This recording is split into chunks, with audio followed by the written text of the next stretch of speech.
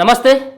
Formula ఈ race కార్ల వ్యవహారం సంబంధించినటువంటి ఏదైతే అంశం ఉందో దీంట్లో కాసేపటి క్రితమే హైకోర్టు సైతం కూడా హైకోర్టులో మాజీ మంత్రి కల్వకుంట్ల తారక రామారావు వేసినటువంటి క్వాష్ పిటిషన్ ఏదైతే ఉందో దాన్ని కొట్టివేయడం జరిగింది హైకోర్టు.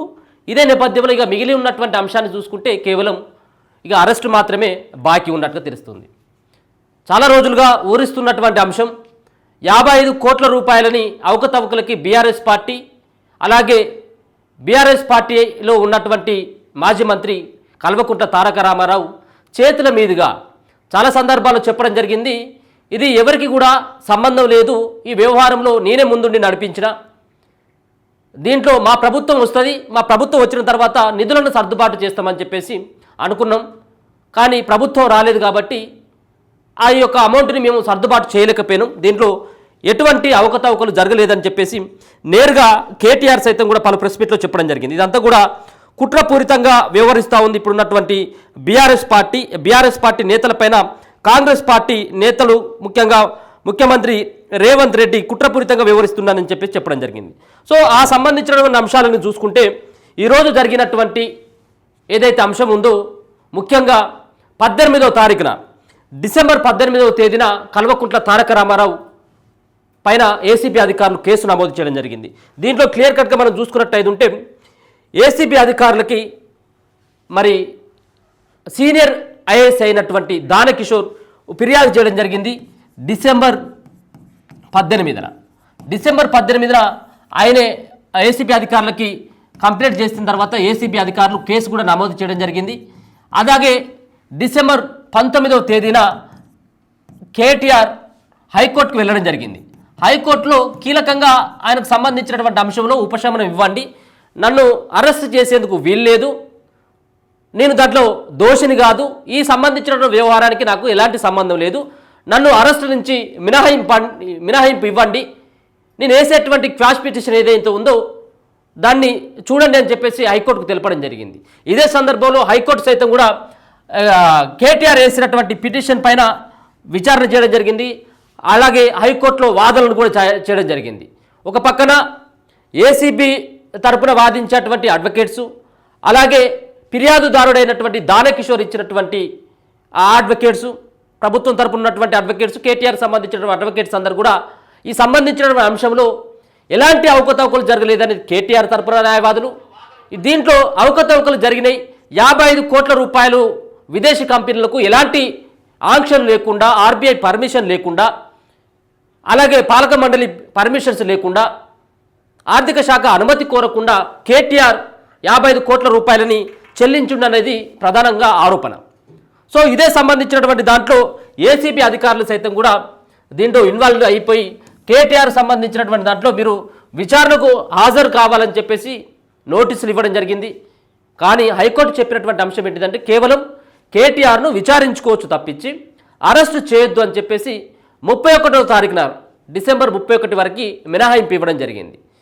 ఇదే సందర్భంలో కేటీఆర్ని విచారించలేదు ఏసీబీ. దాని తర్వాత ఏసీబీ అధికారులు కేటీఆర్కి నోటీసులు జారీ చేయడం జరిగింది. నిన్న కేటీఆర్ ఏసీబీ ఆఫీస్ ముంగడికి వెళ్ళడం జరిగింది. నేను అడ్వకేట్ ఎవరైతే ఉన్నారో అడ్వకేట్స్తో పాటు నేను లోపలికి వెళ్ళేందుకు నాకు అనుమతి కావాలి, నన్ను అరెస్ట్ చేసేందుకు కుట్ర జరుగుతూ ఉంది, కాబట్టి నేను అడ్వకేట్స్ ఉంటేనే నేను లోపలికి వెళ్తానని చెప్పి చెప్పడం జరిగింది. కానీ అడ్వకేట్స్ తోటి ఏసీబీ అధికారులు లోపలికి వాళ్ళను అనుమతించలేదు. కేటీఆర్ అక్కడి నుంచి బయటికి రావడం జరిగింది. దాని తర్వాత ఈరోజు ఏదైతే హైకోర్టులో ఈ సంబంధించినటువంటి అంశానికి తీర్పును రిజర్వ్ చేయడం జరిగింది కోర్టు. తీర్పు రిజర్వ్ చేసిన తర్వాత ఈరోజు తుది తీర్పును వెలువరించడం జరిగింది. దాంట్లో కేటీఆర్కి భారీ షాక్ అని చెప్పుకోవచ్చు. కేటీఆర్కి వేసినటువంటి క్వాష్ పిటిషన్ మేము కొట్టేస్తూ ఉన్నాం అని చెప్పేసి ఒక పక్కన చెప్పడంతో పాటు ఇది ఏసీబీ అధికారులకి లైన్ క్లియర్ అయినట్టుగా తెలుస్తూ ఉంది.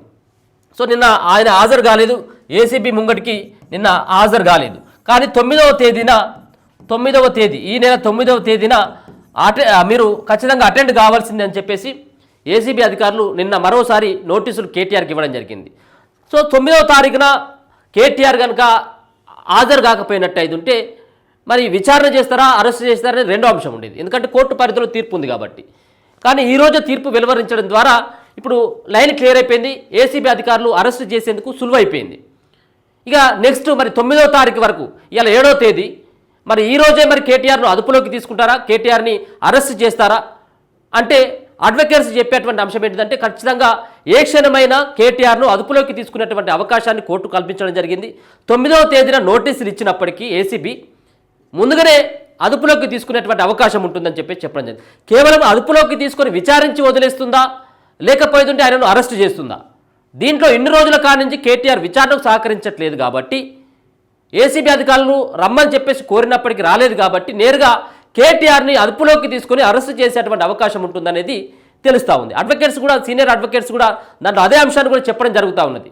ఒకవేళ కనుక ఈ సంబంధించినటువంటి దాంట్లో కీలకమైనటువంటి ఆధారాలను సమకూర్చినట్టయితుంటే, ఏసీబీ కీలకమైనటువంటి వివరాలను కనుక రాబట్టినట్టయితుంటే, దీంట్లో కేటీఆర్కి 9 సంవత్సరాల వరకు కూడా కేసు జైల్లోనే ఉండాల్సినటువంటి అవకాశం ఉంటుందని చెప్పడం జరుగుతుంది. ఇప్పటికే ఆయనే బయటికి విదేశాలకు పారిపోకుండా ఏసీబీ అధికారులు పాస్పోర్ట్లు కూడా సీజ్ చేయాలని చెప్పేసి కోరినట్టుగా తెలుస్తూ ఉంది. అంతేకాకుండా ఏవైతే కంపెనీలు ఉన్నాయో 55 కోట్ల కుంభకోణం జరిగినటువంటి ఏవైతే కంపెనీలు, ముందుగా బీఆర్ఎస్ పార్టీకి 41 కోట్ల రూపాయలను సమకూర్చినటువంటి గ్రీన్కో ఎనర్జీ అనేటువంటి ఎస్ నెక్స్ట్ జెన్లో కూడా ఇలా సోదాలు చేస్తూ ఉన్నారు. 2 చోట్ల కూడా ఎస్ నెక్స్ట్ జోన్లో మరి తనిఖీలు చేస్తూ ఉంది ఏసీబీ అధికారులు. వీళ్ళకు ఏ విధంగా ఇవ్వడం జరిగింది, బీఆర్ఎస్ పార్టీకి దేనికి ఏ నిబంధనల ప్రకారం మీరు ఇవ్వాల్సి వచ్చింది, ఇలా క్విట్ ప్రోకు పాల్పడిలో అన్నటువంటి అంశాలను కూడా ఏసీబీ అధికారులు చెప్తా ఉన్నటువంటి సందర్భం. కాసేపటి క్రితమే వాళ్ళ బావ అయినటువంటి మాజీ మంత్రి హరీష్ రావు కూడా చెప్తా ఉన్నాడు, ఇదంతా కూడా కుట్రపూరితంగా అవుతా ఉంది, కుట్రపూరితంగా చేస్తూ ఉన్నారు, దీంట్లో ఎలాంటి అవినీతి జరగలేదని చెప్పేసి మరి హరీష్ రావు కూడా చెప్తా ఉన్నాడు. ఎవరేది చెప్పినప్పుడు కూడా ఇప్పుడు కేటీఆర్ను ఎవరు కూడా అరెస్టు కాకుండా ఆపేటువంటి పరిస్థితి లేదు. ఒక పక్కన ఈడీ ఎంటర్ అయిపోయింది, మరో పక్కన ఏసీబీ ఎంక్వైరీ ముమ్మరం చేస్తూ ఉంది. హైకోర్టుకు వెళ్ళినటువంటి దశలో కేటీఆర్ చెప్తా ఉన్నాడు, హైకోర్టు పైన నమ్మకం ఉంది, కోర్టుల పైన నమ్మకం ఉంది అని చెప్పేసి. కానీ కోర్టు సైతం కూడా ఆయన వేసినటువంటి క్వాష్ పిటిషన్ని రద్దు చేయడం జరిగింది, తిరస్కరించడం జరిగింది. ఇక నెక్స్ట్ తదుపరిగా ఏసీబీ అధికారులు ఇక వాళ్ళొక విచారణ, అరెస్ట్ అనేది మాత్రమే మిగిలిపోయింది. దీంట్లో అన్ని ఆధారాలు కూడా దొరకడం జరిగింది. దీంట్లో అరవింద్ కుమార్ A2గా, బిఎల్ఎన్ రెడ్డి A3గా ఉన్నారు. వీళ్ళిద్దరు సైతం అప్రూవల్గా మారిపోయేటువంటి అవకాశం కూడా ఉన్నది. అప్రూవల్గా మారిపోయి దాంట్లో జరిగినటువంటి ఇంకా అవినీతి ఏవైతే జరిగిందో, ఇంకా దీంట్లో 55 కోట్ల కుంభకోణమా లేకపోతే 600 కోట్ల కుంభకోణానికి ఏమైనా కేటీఆర్ పాల్పడ్డటువంటి అన్ని అంశాలను సైతం కూడా అరవింద్ కుమార్ అలాగే బిఎల్ఎన్ రెడ్డి మీ ఇద్దరు ఇచ్చేటువంటి వాంగ్మూలం స్టేట్మెంట్ ఆధారంగా ఇంకా కేటీఆర్కి పెద్ద ఎత్తున కూడా ఈ సంబంధించిన అంశంలో ఇరుక్కపోయేటువంటి అవకాశం ఉంటుంది. ఒకసారి మనం అడ్వకేట్స్ కూడా చెప్పినటువంటి అంశం మనం కోర్టుకు కూడా వెళ్ళడం జరిగింది. కోర్టులో అడ్వకేట్లు కూడా అదే చెప్తా ఉన్నారు, సీనియర్ అడ్వకేట్లు కూడా చెప్తా ఉన్నారు, కేటీఆర్ ఎన్ని రోజులు జైల్లో ఉండేటువంటి అవకాశం ఉంటుంది, కేటీఆర్ని విచారించి వదిలేస్తారా లేకపోతే అట్నుంచి అటు మరి జైల్లో వేస్తారా అన్నటువంటి దానిపైన కూడా క్లారిటీ ఇచ్చేటువంటి ప్రయత్నం చేయడం జరిగింది. వాళ్ళు ఒకసారి ఏమన్నారో ఒకసారి వినేటువంటి ప్రయత్నం చేద్దాం. ముందుగా చేసుకున్నటువంటి అవకాశం ఉన్నది, ఏసీబీ ఎటువంటి చర్యలు? కోర్టు ఒకే ముక్కలో చెప్పింది, criminal petition file by the petitioner is dismissed. అంటే ఇక దానికి ఉన్న మధ్యంతర ఉత్తర్వులు, మధ్యంతర రక్షణ కూడా అక్కడ స్టాండ్స్ క్యాన్సల్డ్ అనమాట, ఆటోమేటిక్గా పోతాయి. కాబట్టి ACB is entitle to arrest. నిన్న ఆయనకు నోటీస్ చేసిన సందర్భం, ఇష్యూ చేసిన సందర్భం వేరు, అందులో ప్రొటెక్షన్, ఇంటరింగ్ ప్రొటెక్షన్ ఉన్నది కాబట్టి ఈ రోజు దాని కొరకు వెయిట్ చేయాల్సిన అవసరం లేదు. ఏ క్షణమైనా కానీ ఏసీబీ వాళ్ళు అరెస్ట్ చేసే అవకాశాలు, అరెస్ట్ చేసే స్వేచ్ఛ ఏసీబీకి ఉంది. అంటే కేవలం అరెస్ట్ చేసిన తర్వాత విచారించకపోతే విచారణ ఉంటుంది కదా, ఫస్ట్ వాళ్ళకి జరిగినటువంటి అంశం ఏంటిది అన్నటువంటి దానిపైన విచారణ చేసిన తర్వాత అరెస్ట్ కదా, ముందుగానే అరెస్ట్ చేసేటువంటి అవకాశం ఉంటుంది. ఏమైనా అరెస్ట్ చేయకుండానే ఈ రోజు వరకు వెయిట్ చేశారు కదా సార్. 19వ తారీఖు నాడు ఎఫ్ఐఆర్ అయితే 27వ తారీఖు 8వ తారీఖు వరకు మరి కేటీఆర్ గారు ఏం చేసిండ్రు, ఎక్కడ నిద్రపోయినరు, ఆయన చేసి కదా. నిన్న కూడా అక్కడ పోయి కుప్పిగంతులు వేసిండ్రు, మనం చూసినాం. అక్కడ ఒక లా అండ్ ఆర్డర్ డిశ్చార్జ్ చేయడానికి వచ్చిన డిఎస్పీతోన నువ్వు నాకు అడ్వకేట్ నువ్వు పంపిస్తేనే నేను లోపల పోతా. ఎవరు ఇన్వెస్టిగేషన్ అథారిటీ కదా చెప్పాల్సింది, ఏసీబీ అధికారులు కదా. నీకు అడ్వకేట్ని అలౌ చేయాలన్నా వద్దా అనేది ఫస్ట్ మీరు వెళ్ళాలి కదా. ఏమంత పొరపాటు చేసిరా, అంత తప్పు చేసిరా, ఎందుకంత భయం? అడ్వకేట్ ప్రొటెక్షన్ వద్దని ఎవరు చెప్పలే. 41D కూడా క్లియర్ గా చెప్తుంది, to meet advocate while he's in custody. కస్టడీలో ఉన్నప్పుడు కలవచ్చు, మాట్లాడవచ్చు అనే స్వేచ్ఛ ఉంది, అంతే తప్ప డైరెక్ట్ గా నువ్వు అడ్వకేట్ తో పోతా అని అంటే ఎవరితో అడగాలి? అది కనీసం ఏసీబీ అధికారులను కదా అడగాల్సింది. Prior to enter into the arena నువ్వు నెలకు ఎంటరే కాలేదు, ఎంటర్ కాకుండానే థర్డ్ పార్టీతో డ్రామా చేసి నువ్వు అక్కడి నుంచి వెళ్ళిపోయినావు. అవన్నీ కూడా కుప్పిగంతులన్నీ కూడా ఇన్వెస్టిగేటింగ్ అథారిటీ చూస్తుంది, కోర్టు కూడా చూస్తుంది. అస్సలు మొదట ప్రెస్ మీట్ పెట్టి తానే కదా ఒప్పుకున్నది. ఎవరు అడగలేదు ఆయన ప్రెస్ మీట్ పెట్టమని. అల్లు అర్జున్ కావచ్చు ఆ కేసులో ప్రెస్ మీట్ పెట్టి ఎట్లా ఇరుక్కున్నాడో, సెల్ఫ్ గోల్ చేసుకున్నాడో, కేటీఆర్ కూడా ప్రెస్ మీట్ పెట్టి సెల్ఫ్ గోల్ చేసుకున్నాడు. నేనే చెప్పిన క్యాబినెట్ మినిస్టర్ గా, అవును ఎలక్షన్ కోడ్ ఆఫ్ కండక్ట్ అమల్లో ఉంది నాకు తెలుసు, బిజినెస్ రూల్స్ వ్యతిరేకం నాకు తెలుసు, అవును ఎఫ్ఈఓ అనేది కంపెనీని డైరెక్ట్ నేనే పేమెంట్ చేసిన, గ్రీన్ కో కంపెనీ సిస్టర్ కన్సర్న్, ఇవన్నీ కూడా ఆయనే ఒప్పుకున్నాడు. ఒప్పుకున్న తర్వాత ఇంకా శిశపిషాలు ఏముంటాయి? తన పిటిషన్ కి వ్యతిరేకంగా మరి ఎవరు సలహా ఇచ్చిండ్రో నాకు తెలియదు. కోర్టులో పిటిషన్ పెండింగ్ ఉన్నాగా ఏ అవసరంతో ఆయన ప్రెస్ మీట్లు నిర్వహించి.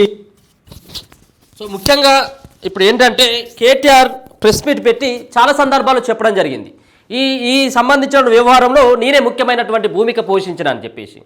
ఇదంతా కూడా కేటీఆర్కి తెలుసు, బీఆర్ఎస్ పార్టీ నాయకులందరికీ కూడా తెలుసు, వాళ్ళ బావకు తెలుసు, వాళ్ళ అయ్యకు తెలుసు, వాళ్ళ చెల్లికి కూడా తెలుసు కేటీఆర్ త్వరలో అరెస్ట్ కాబోతా ఉన్నాడని. సో ఇన్ని రోజుల కారించి డ్రామాలన్నీ కూడా ఒక పక్కన ఎప్పుడైనా అరెస్ట్ అయినట్టు ఉంటే కేటీఆర్ తగు ఇది రాష్ట్రంలో ఏ విధమైనటువంటి అల్లర్లు సృష్టించాలి, రాష్ట్రంలో ఏ విధంగా ప్రజలను మిస్గైడ్ చేయాలి, అంటే కేవలం కుట్రపూరితంగా మాత్రమే నన్ను ఈ యొక్క వ్యవహారంలోకి లాగుతూ ఉంది కాంగ్రెస్ పార్టీ అన్నటువంటిది, ఒక పార్టీని బదనం చేయాలి, వ్యక్తిని బదనం చేయాలన్నటువంటి కామెంట్లు చాలా సందర్భాల్లో చేయడం జరిగింది. అంటే చేసినటువంటి ఏదైతే ఈ యొక్క కుంభకోణం ఉందో 55 కోట్ల రూపాయలు, దీన్ని తప్పించుకోవడానికి ప్రజల యొక్క మైండ్ని డైవర్ట్ చేయాలన్నటువంటి ఒక ఆలోచనతోటి చాలా సందర్భాల్లో ప్రెస్ మీట్లు పెట్టి నన్ను అరెస్టు చేసేందుకు ప్రయత్నం చేస్తూ ఉంది, నన్ను ఇప్పుడు అరెస్టు చేసేందుకు ప్రయత్నం చేస్తూ ఉంది. 6 సార్లు ముఖ్యమంత్రి రేవంత్ రెడ్డి నన్ను అరెస్టు చేసేందుకు ప్రయత్నం చేసి విఫలమైపోయాడు, కోర్టుల పట్ల నాకు నమ్మకం ఉందని చెప్పేసి. నిజంగా కూడా నిన్న ఏసీపీ ముంగడికి వచ్చి కేవలం అడ్వకేట్లని నన్ను లోపలికి నాతో పాటు అలౌడ్ చేయట్లేదు కాబట్టి అని చెప్పేసి ఆయన ఎంత అహంకారపూరితంగా బయటికి వెళ్ళిండో మనం అర్థం చేసుకోవచ్చు. అంటే కేటీఆర్కి దర్యాప్తు సంస్థల పైన ఎలాంటి నమ్మకం లేదు, విశ్వాసం లేదు, గౌరవం అంతకంటే లేదు. మనం నిన్న చూసిన తర్వాత అర్థమవుతా ఉంది. ఒకవేళ కనుక కోర్టు పరిధిలో కనుక ఈ అంశం లేనట్టయితుంటే ఎప్పుడో గొరగొర గుంజుకపోయి ఏసీబీ అధికారులు అరెస్టు చేసేటోళ్ళే. సో కోర్టు పరిధిలో ఉంది, కోర్టు ఒక స్పష్టమైనటువంటి ఆదేశాలు ఇచ్చింది, కేటీఆర్ని ఎట్టి పరిస్థితుల్లో మీరు ముట్టుకోవడానికి వీలు లేదు అని 31వ తారీఖు మొదటిసారిగా, అంతేకాకుండా నిన్నటి వరకు సైతం కూడా కేటీఆర్కి సంబంధించినటువంటి తీర్పు ఈ క్వాష్ పిటిషన్ పైన రిజర్వ్ చేసి ఉంది కాబట్టి తీర్పుని నిన్నటి వరకు ఒకవేళ కేటీఆర్ అందాక వచ్చి వెళ్ళిపోయినా, ఒకవేళ ఏసీపీకి సహకరించకపోయినప్పటికీ ఏసీపీ అధికారులు ఎక్కడ కూడా చర్యలు తీసుకోలేదు. వాళ్ళ సంబంధించినటువంటి వ్యవహారంలో వాళ్ళ దుక్కులు వాళ్ళు ప్రదర్శించు రెండోసారి సైతం కూడా కేటీఆర్కి నోటీసులు ఇచ్చి 9వ తారీఖు వరకు ఆయనను రావాలి మీరు విచారణకు అని చెప్పేసి చెప్పడం జరిగింది. మరి 9వ తారీఖు ఎల్లుండి ఉంది, ఇలా 7వ తారీఖు ఈరోజు స్పష్టంగా కనపడతా ఉంది. ఇలా ఏసీపీ అధికారులు ఇక్కడ హైదరాబాద్లో ఉన్నటువంటి కార్యాలయాలతో పాటు ఏది గ్రీన్ కో అన్నటువంటి కార్యాలయాలు, ఆంధ్రప్రదేశ్లో ఉన్నటువంటి కార్యాలయాలను సైతం కూడా తనిఖీ చేస్తూ ఉంది ఏసీబీ అధికారులు. ఇప్పటికే దీంట్లో చాలా ఆధారాలు సమకూర్చుకున్నట్టుగా తెలుస్తూ ఉంది. ఒక పక్కన ఆర్బీఐ అనుమతి లేకుండా విదేశీ కంపెనీలకు ఏ విధంగా డబ్బులు అప్పగించిండు అన్నటువంటి దానిపైన ఈడీ ప్రత్యేకమైనటువంటి దృష్టి సారించింది.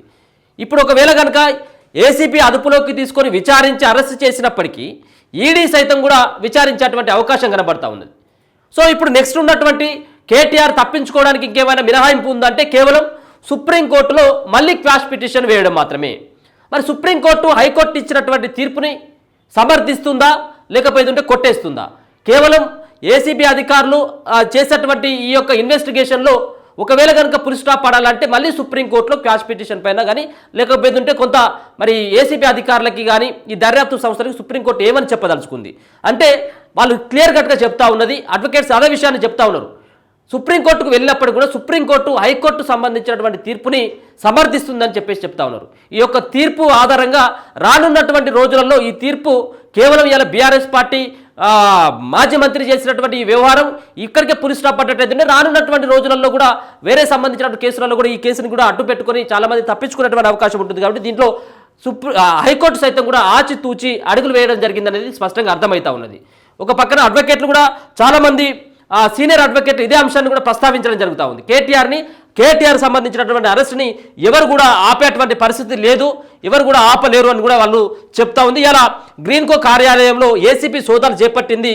ఇలా ఉదయం నుంచే మరి మాదాపూర్లోని గ్రీన్కో అనుబంధ సంస్థ అయినటువంటి ఎస్ నెక్స్ట్ జోన్లోను తనిఖీలు చేపట్టిన ఆంధ్రప్రదేశ్లోని మచిలీపట్నం గ్రీన్కో ఎనర్జీ కార్యాలయంలోను తెలంగాణ ఏసీపీ అధికారులు 10 మంది అధికారులు సైతం కూడా ఈరోజు ఆ యొక్క గ్రీన్కో ఎనర్జీ కంపెనీ ఏదైతే ఉందో ఆ గ్రీన్కో ఎనర్జీకి సంబంధించినటువంటి ఎస్ నెక్స్ట్ జోన్లో మరి తనిఖీలు అయితే పూర్తి స్థాయిలో చేస్తూ ఉన్నారు. ఇంకా పూర్తి ఆధారాలను కూడా వాళ్ళు సమకూర్చుకున్నటువంటి పరిస్థితి అయితే కనపడతా ఉంది. దీంట్లో జరిగినటువంటి అవినీతిని వెలికి తీయాలి. అప్పుడున్నటువంటి ప్రభుత్వంలో కీలకమైనటువంటి మంత్రిగా ఉన్నటువంటి కేటీఆర్ని ఎట్టి పరిస్థితుల్లో వదిలేదని చెప్పేసి ఒక పక్కన చెప్తా ఉంది. దీంట్లో వదిలేదు లేదంటే ఏదో కక్షపూరితంగా చేసేది కాదు.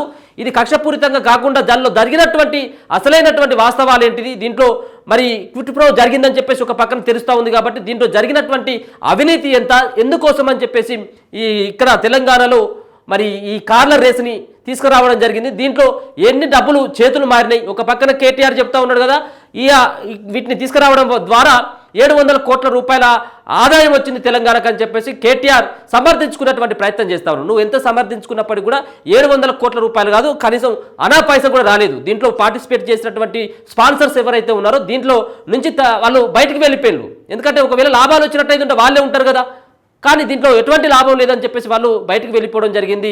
ఇలా కేటీఆర్ చేసినటువంటి ఒక వ్యవహారంతో తెలంగాణ రాష్ట్ర పరువు కూడా పోయిందనేది తెలుస్తూ ఉంది. ముఖ్యంగా ఫార్ములా ఈ రేసులో తెలంగాణకి పేరు వచ్చింది, దేశానికి పేరు వచ్చిందని చెప్పేసి కేటీఆర్ ఏదైతే చెప్తాడో దీనిలో జరిగినటువంటి ఈ కుంభకోణంతో దేశానికి కాదు మన రాష్ట్రానికి కూడా ఒక తీరని మచ్చగా ఈ యొక్క కేసు ఉండబోతుంది అన్నట్టుగా స్పష్టంగా అర్థమవుతా ఉంది. చూద్దాం మరి ఏం జరుగుతూ ఉంది దీంట్లో, మరి ఏ విధంగా మరి ఇంకా ఏసీపీ ముందు అడుగు వేయబోతా ఉన్నది.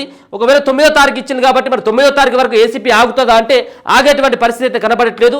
ఒకవేళ ఈయన ఇక్కడి నుంచి మళ్ళీ ఏమైనా విదేశాలకి పారిపోయేటువంటి అవకాశం ఉంటుందని చెప్పేసి కూడా అడ్వకేట్లు చెప్తా ఉన్నారు. కాబట్టి ఇమ్మీడియట్గా పాస్పోర్ట్ని సైతం కూడా సీజ్ చేయాలని చెప్పేసి వాళ్ళు కూడా డిమాండ్ చేస్తూ ఉన్నారు. గతంలో కూడా ఫోన్ ట్యాపింగ్ సంబంధించినటువంటి అంశంలో ఎవరైతే ప్రభాకర్ రావు విదేశాలకు వెళ్ళిపోయిండో అటువంటి పరిస్థితి కూడా ఉండొచ్చు అని చెప్పేసి అడ్వకేట్లు ఇదే విషయాన్ని కూడా చెప్తా ఉన్నారు. చూద్దాం ఆయన కూడా అన్నటువంటి మాట. మొత్తం ఉన్నదంతా చెప్పేసుకున్నాడు.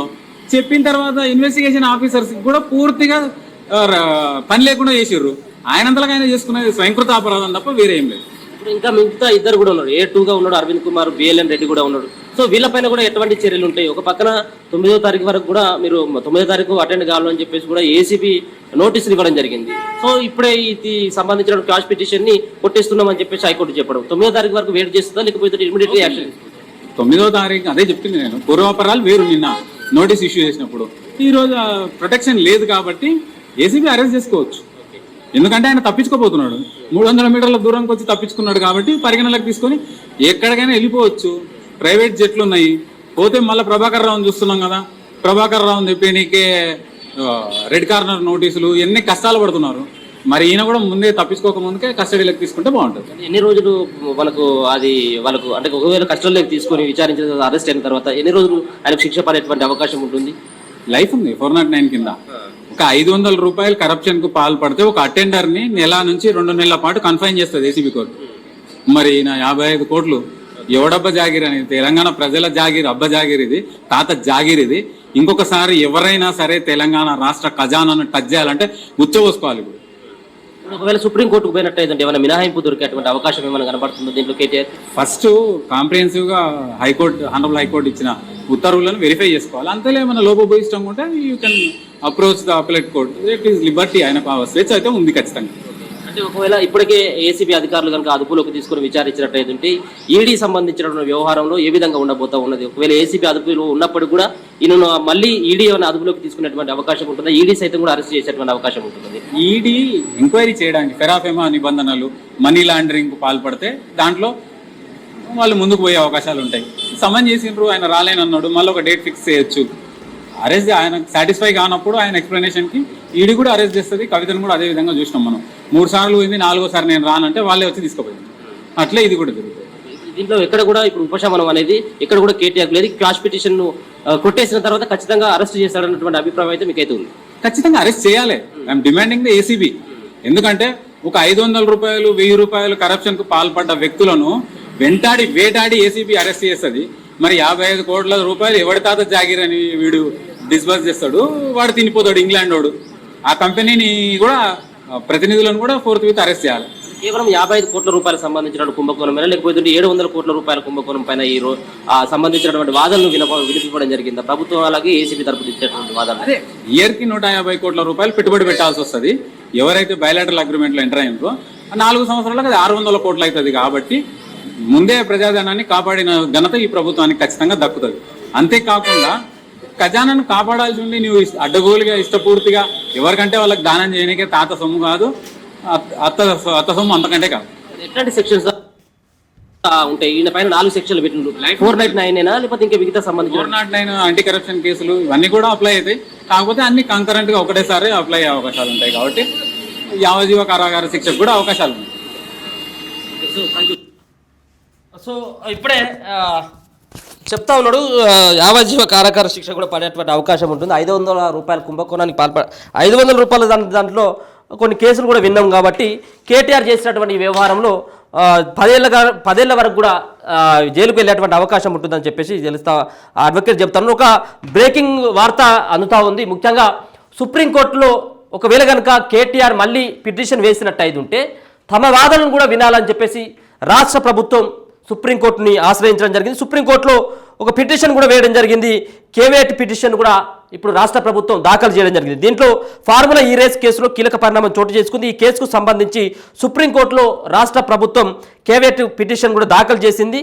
కేటీఆర్ ఒకవేళ కనుక సుప్రీంకోర్టును ఆశ్రయించినట్టయితుంటే మీరు కేవలం ఆయన వేసినటువంటి ఏదైతే పిటిషన్ ఉంటుందో దాని ఆధారంగా మీరు తీర్పు చెప్పకుండా మేము వేస్తూ ఉన్నాం పిటిషన్, ఈ కేవేట్ పిటిషన్ను, దీని ద్వారా మా వాదనలు కూడా ప్రభుత్వం యొక్క వాదనలు కూడా వినాలని చెప్పేసి రాష్ట్ర ప్రభుత్వం కూడా ఆ దిశగా ముందుకు వెళ్ళడం జరిగింది. రాష్ట్ర ప్రభుత్వం తరపున కూడా వాళ్ళు సుప్రీంకోర్టులో కూడా పిటిషన్ వేయడం జరిగింది. కాబట్టి ఎక్కడ కూడా కేటీఆర్ చేసినటువంటి వ్యవహారాన్ని ఏదో చూస్తూ ఊరుకునేటువంటి పరిస్థితి ఇప్పుడు ఉన్నటువంటి రాష్ట్ర ప్రభుత్వం దగ్గర కనబడట్లేదు. దూకుడుగా రాష్ట్ర ప్రభుత్వం కూడా దూకుడుగా ప్రదర్శిస్తూ ఉంది. మరో పక్కన ఏసీబీ సైతం కూడా అదే రకంగా ఉండబోతా ఉన్నది. కేటీఆర్ని ఇంకా ఎవరు కూడా కాపాడలేరు. కేవలం సుప్రీంకోర్టులో వచ్చేటువంటి సుప్రీంకోర్టులో ఒక్కటి మాత్రమే మినహాయింపు ఉంది. సుప్రీంకోర్టును ఆశ్రయిస్తే ఏమైనా తనకేమైనా ఉపశమనం ఉంటుందేమో అన్నటువంటి ఒక భావనతోటి మరి సుప్రీంకోర్టుకు వెళ్ళేటువంటి అవకాశం కేటీఆర్ కనబడతా ఉంది. కేటీఆర్ సైతం కూడా న్యాయ నిపుణులతో కూడా చర్చిస్తూ ఉన్నాడు. మరి ఈ అంశంలో ఎవరు కూడా ఇప్పటి వరకు అయితే హరీష్ రావు మాత్రమే స్పందించడం జరిగింది. ఇక వాళ్ళ నాన్న విషయం అయితే మన అందరికీ తెలుసు. కేసీఆర్ ఎట్టి పరిస్థితుల్లో ఈ విషయంలో మాట్లాడాడు. బిడ్డకు సంబంధించినటువంటి ఏదైతే వ్యవహారం ఉందో ఆ బిడ్డ చేసినటువంటి లిక్కర్ దందా ఏదైతే ఉందో దాంట్లో ఈడీ అరెస్ట్ చేసి తీసుకువెళ్తున్నటువంటి సందర్భంలో ఆయన మాట్లాడలేదు. ఎక్కువగా ఎక్కడ కూడా మాట్లాడలేదు. ఇక మళ్ళీ ఈయన అంటాడు కదా, హరీష్ రావు ఏమంటాడంటే నా బామ్మారిది కడిగిన ముత్యం లెక్క వస్తాడు, కడిగిన ముత్యం లెక్క ఆయన వస్తాడు అంటాడు. ఇగో కేటీఆర్ కడిగిన ముత్యం లెక్క బయటకు వస్తాడని చెప్పేసి హరీష్ రావు అంటా ఉన్నాడు. మరి బామార్ది మీద ప్రేమనో లేకపోతుంటే ఇంకా బామార్ది అరెస్ట్ అవుతా ఉన్నాడు కాబట్టి ఇక నాకు ఎదురు లేకుండా పోతుంది అన్నటువంటి సంతోషంలో మాట్లాడుతాను ఉన్నది తెలియదు. కానీ ఈ గతంలో కూడా నా బిడ్డ కడిగిన ముత్యం లెక్క వస్తుంది, మరి ఆమె కూడా బయటకు వచ్చి నేను కడిగిన ముత్యం లెక్కన వస్తా అని చెప్పేసి ఆమె కూడా కేటీఆర్ బిడ్డ కూడా కల్వకున్న కవిత కూడా అదే విధంగానే వాళ్ళకి సంబంధించినటువంటి దోపిడీ మామూలు దోపిడీ కాదు, వీళ్ళు కడిగిన ముత్యం లెక్క కాదు, మురికి ముత్యం, అది మురికి పట్టినటువంటి ముత్యం లెక్క వాళ్ళు బయటకు వచ్చిండ్రు. కేవలం సమర్థించుకునేందుకు వాళ్ళు చేసినటువంటి ఏవైతే ఇట్లాంటి దోపిడీలు కావచ్చు, ఇటువంటి సంబంధించినటువంటి ఆర్థిక దోపిడీ ఏదైతే ఉందో ఈ ఆర్థిక దోపిడీలకు పాల్పడి అరెస్టు చేస్తున్నటువంటి సందర్భంలో ప్రభుత్వాల మీదకి నెట్టేటువంటి ప్రయత్నం కేవలం వీళ్ళు చేసినటువంటి ఇస్త్రీ బట్టలకు పైసలు లేనటువంటి కల్వకుంట్ల ఫ్యామిలీ అలా 1000 కోట్ల రూపాయలకు ఏ విధంగా అధిపతులు అయిపోయిండ్రు. అందరికీ ఫామ్ హౌజులు, 100 ఎకరాల భూములు, వాళ్ళకు సంబంధించినటువంటి బంగ్లాలు, ఇవన్నీ ఎక్కడి నుంచి వచ్చినాయి? కేవలం 9.5-10 సంవత్సరాల పాటు మీరు ఎమ్మెల్యేలుగా ఎంపీలుగా ఉండి సంపాదిస్తారంటే అది కూడా కాదు. మరి చాలామంది కూడా ఎంపీలు ఎమ్మెల్యేలుగా పనిచేసిండ్రు. గుమ్మడి నర్సయ్య అటువంటి మంచి మంచి మేధావులు పనిచేసిండ్రు. ఈ రోజుకు సైతం కూడా వాళ్ళ సైకిల్ మీద తిరుగుతూ ఉన్నటువంటి పరిస్థితి కనబడతా ఉంటుంది. మరి అటువంటి వాళ్లకు లేనటువంటి సంపాదన ఇలా కల్వకుంట్ల కుటుంబంలో ఉన్నటువంటి వాళ్ళు ఆర్థిక దోపిడీ చేయకుండా ఇటువంటి క్విట్ ఫ్రోకలకి వాళ్ళు పాల్పడకుండా ఇన్ని 1000 కోట్ల రూపాయలు ఏ విధంగా సంపాదించుకుంటారు? ఒకసారి ఆలోచిస్తే వీటన్నిటి కూడా ప్రభుత్వం పైన ఏదో నెపం నెట్టేటువంటి ప్రయత్నం చేయడం, మిగతా దర్యాప్తు సంస్థలను బదనం చేసేటువంటి ప్రయత్నమే తప్పించి దీంట్లో ఇంకోటి కనబడట్లేదు. కేటీఆర్కి ఎట్టి పరిస్థితులు కూడా ఉపశమనం ఉండదన్నట్టుగా తెలుస్తూ ఉంది. ఒకసారి చూద్దాం. ఆయనే కాంగ్రెస్ ప్రభుత్వం డైవర్షన్ రాజకీయాలు చేస్తుంది అని మాజీ మంత్రి ఎవరైతే హరీష్ రావు ఆయన చెప్తా ఉన్నటువంటి అంశాన్ని కూడా చూసుకోవచ్చు. నా బామ్మార్ది కడిగిన ముత్యాల యొక్క బయటకు వస్తాడు, ఇది కూడా ఏది ఇలాంటి బ్లాక్మెయిల్ రాజకీయాలకు తాము భయపడేది లేదు అని చెప్పేసి అంటా ఉన్నాడు. మీరు భయపడతారా లేకపోతే లోపలికి పోతారా ఏందని చూడాలి. రేపో మాపో ఒక పక్కన ఈడీ ఏమో కల్వకుంట్ల కవితను ఢిల్లీకి తీసుకొని పోయి అరెస్ట్ చేసింది. ఇక్కడ కేటీఆర్ అరెస్ట్ కాబోతాడు, నెక్స్ట్ హరీష్ రావే ఉండబోతా ఉన్నాడని తెలుస్తూ ఉంది. కాళేశ్వరం సంబంధించిన ప్రాజెక్టు దాంట్లో ఏవైతే బ్యారేజీలు ఉన్నారో దాంట్లో ఆర్థికపరమైనటువంటి దాంట్లో కుంభకోణం జరిగిందనేది కూడా ఇప్పటికి సైతం కూడా ప్రభుత్వం ఒక కమిషన్ వేయడం జరిగింది. అది రేపో మాపో కూడా ఆ కమిషన్ రిపోర్ట్ రావడం జరుగుతుంది. దాని తర్వాత హరీష్ రావే వెళ్ళబోతా ఉన్నాడు. కాబట్టి ఇప్పుడు బామ్మర్ది మళ్ళీ బయటకు వస్తే బావ గురించి మాట్లాడారు. కాబట్టి బావ ఈరోజు కేటీఆర్ గురించి మాట్లాడుతాడు, వాళ్ళ బామ్మర్ది అయినటువంటి కేటీఆర్ గురించి మాట్లాడుతూ ఉన్నాడు. ఏమని కడిగిన ముత్యం లెక్క బయటకు వస్తాడు. ఇదంతా కూడా బ్లాక్మెయిల్ రాజకీయాలకు. ఇప్పుడు బ్లాక్మెయిల్ రాజకీయాలు ఏముంటుంది, ఇప్పుడు కోర్టు సైతం కూడా చెప్పడం జరిగింది దీనిలో అవకతవకలు జరిగినాయి అనేది ఏసీబీ ఆరోపిస్తూ ఉన్నది. కాబట్టి విచారణ చేసుకున్నటువంటి అవకాశం వాళ్ళకి ఇవ్వచ్చు అని చెప్పేసి. కానీ ఇక్కడ బ్లాక్మెయిల్ రాజకీయాలకు భయపడేది లేదని చెప్పేసి ఫార్ములా ఈ రేస్ వ్యవహారంలో ఏసీబీ నమోదు చేసిన కేసును కొట్టివేయాలంటూ కేటీఆర్ వేసిన క్వాష్ పిటిషన్ను హైకోర్టు కొట్టేసిన సంగతి తెలిసిందే. ఈ పరిణామాలపై హరీష్ రావు మీడియాతో మాట్లాడిండ్రు. ఎట్టి పరిస్థితుల్లో 9న ఏసీబీ విచారణకు కేటీఆర్కు వెళ్తారు. కేటీఆర్ వెళ్తారని చెప్పేసి ఈయన ముందుగానే ప్రకటన ఇస్తాడు. కాబట్టి నువ్వు కేటీఆర్ ఆ రోజు 9వ తారీఖున విచారణకు హాజరు కాకపోయినా గొర్ర గుంజుకుపోయి ఏసీబీ అధికారులు మళ్ళీ విచారణ చేసేటువంటి రైట్స్ ఇప్పుడు హైకోర్టు ఇవ్వడం జరిగింది. ఒకవేళ కనుక కేటీఆర్ పైన నీకు ఇంత ప్రేమ ఉండి మీరు దీంట్లో ఆర్థిక దోపిడీ చేయలేదన్నప్పుడు నిన్న మరి విచారణకు హాజరు కావచ్చు కదా. అంటే ఏసీబీ ఆఫీస్ దగ్గరికి పోయి అక్కడ షో చేసి మేము కేసులకు భయపడేటోళ్ళం కాదు, ఇటువంటి కేసులు మాకు కొత్త ఏం కాదని చెప్పేసి బీరాలు పలికినటువంటి కేటీఆర్ నువ్వు ఎందుకు విచారణకు హాజరు కాలేదు? 9వ తారీఖున నా బామ్మర్ది కేటీఆర్ హాజరవుతారు అని చెప్పేసి అంటారు. హాజరు కాదు, అట్నుంచి అట్టే పోతాడని చెప్పిగా ఇక ఎక్కడ కూడా తప్పించుకునే పరిస్థితి లేదు. 9వ తారీఖున కన్ఫామ్గా పోవాల్సిందే. 9వ తారీఖు మరి మీరేదో ముహూర్తం పెట్టినట్టుగా అనబడతా ఉంది. 9వ తారీఖు కాదు, అందుకంటే ముందే కేటీఆర్ని మరి ఏసీబీ అధికారులు అరెస్ట్ చేసేటువంటి అవకాశం కనబడుతుంది. ఏం జరుగుతుంది ఏందనేది కూడా చూడాల్సినటువంటి అవసరం ఉన్నది. రూపాయి అవినీతి కూడా జరగలేదని చెప్పేసి పువ్వాడ అజయ్ మాట్లాడుతూ ఉన్నాడు. పువ్వాడ అజయ్ గారు ఆల్రెడీ మీ వర్కింగ్ ప్రెసిడెంట్ కేటీఆర్ చెప్తా ఉన్నాడు 55 కోట్ల రూపాయలు మేము ఈ హెచ్ఎండిఏలకు వెళ్ళి 55 కోట్ల రూపాయలని సర్దుబాటు చేసినామని చెప్పేసి కేటీఆర్ స్వయంగా ఒప్పుకున్నాడు. కేవలం ఇటువంటి ఏదో పార్టీ వర్కింగ్ ప్రెసిడెంట్ రేపు వీళ్ళ గురించి మాట్లాడమంటే ఇది ఉంటే ఈ టికెట్లు రావు ఈ అంశంలో మాట్లాడుతూ ఉన్నారేమో, కానీ దీంట్లో అన్ని ఆధారాలు ఇప్పటికే సమకూర్చడం జరిగింది. ఏసీబీ ప్రభుత్వం సైతం కూడా దానకిషోర్ ఇచ్చినటువంటి స్టేట్మెంట్ ఆధారంగా ఏసీబీ అధికారులు దూకుడు ప్రదర్శించడం జరిగింది. అదే సందర్భంలో ఈ విచారణ కూడా కొనసాగుతా ఉంది. చూద్దాం మరి ఈ ఏసీపీ ఏ విధంగా ఉండబోతోంది, ఏసీపీ సంబంధించినటువంటి అధికారులు ఏ విధంగా చర్యలు తీసుకోబోతా ఉన్నారు. ఒక పక్కన ఇప్పటికే చెప్తా ఉన్నారు ఇది కేవలం నెల రోజు 2 నెలల్లో బెయిల్ వచ్చేటువంటిది కాదు, ఇది అవసరమైతే ఉంటే మరి 9-10 ఏళ్ల పాటు కూడా జైల్లోనే ఉండాల్సినటువంటి అవసరం ఉంటుందని చెప్పేసి కేవలం ఇప్పుడు ఏసీబీ అధికారులే ఈ విధంగా ఉంటే రేపు ఈడీ అధికారులు ఎంక్వైరీ తర్వాత కేటీఆర్కి 2 కేసులలో బెయిల్ రావాలి. మళ్ళా ఒక కేసుతో కాదు 2 కేసులలో ఆయన ఇరుక్కుపోయింది. కాబట్టి కేటీఆర్ను ఎవరు కూడా కాపాడలేదనేది స్పష్టంగా అర్థమవుతుంది. చూద్దాం మరి ఏం జరుగుతుంది ఏమైందనేది కూడా మనం చూడాల్సినటువంటి అంశం.